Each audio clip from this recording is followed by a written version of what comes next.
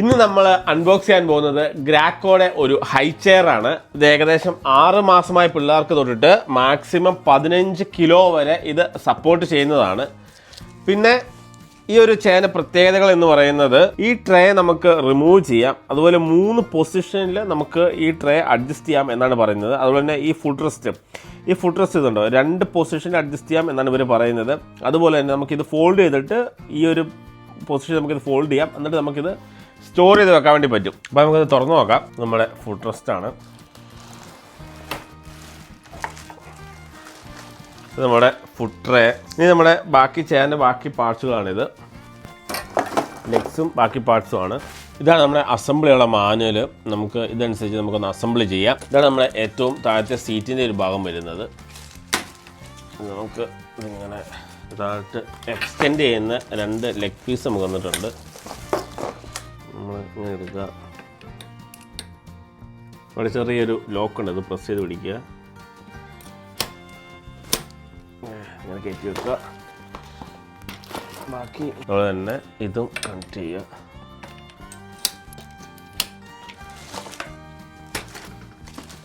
ഇത് നമ്മുടെ back support ഭാഗം.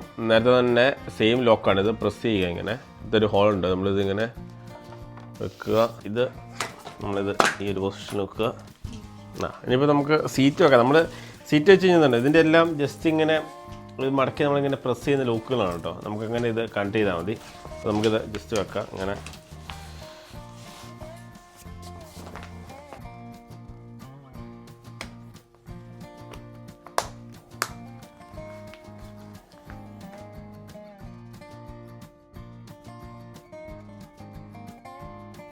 നമ്മളങ്ങനെ നമ്മുടെ സീറ്റ് പിടിപ്പിച്ചിട്ടുണ്ട്. ഇനിയിപ്പോൾ നമുക്കിതിൻ്റെ ഫുഡ് റെസ്റ്റ് കണക്ട് ചെയ്ത് കൊടുക്കാം. ഇവിടെയാണ് ഫുഡ് റെസ്റ്റ് വരുന്നത്. ഇതുണ്ട്, ഫുഡ് റെസ്റ്റിവിടെ 2 ഹോൾ കൊടുത്തിട്ടുണ്ട്. നമുക്കങ്ങനെ 2 പോയിന്റിൽ നമുക്ക് ഇത് അഡ്ജസ്റ്റ് ചെയ്യാൻ പറ്റും.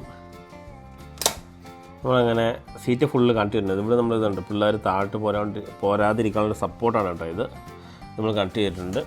പിന്നെ അതുപോലെ ഇതുണ്ട്, ഇവർക്ക് ബെൽറ്റ് ഉണ്ട്. ഇതുണ്ട്, നമുക്ക് ഈ ബെൽറ്റ് ഇട്ട് കൊടുത്തു കഴിഞ്ഞാൽ പിള്ളേർ സേഫായിട്ട് അവിടെ ഇരിക്കുന്നതാണ്.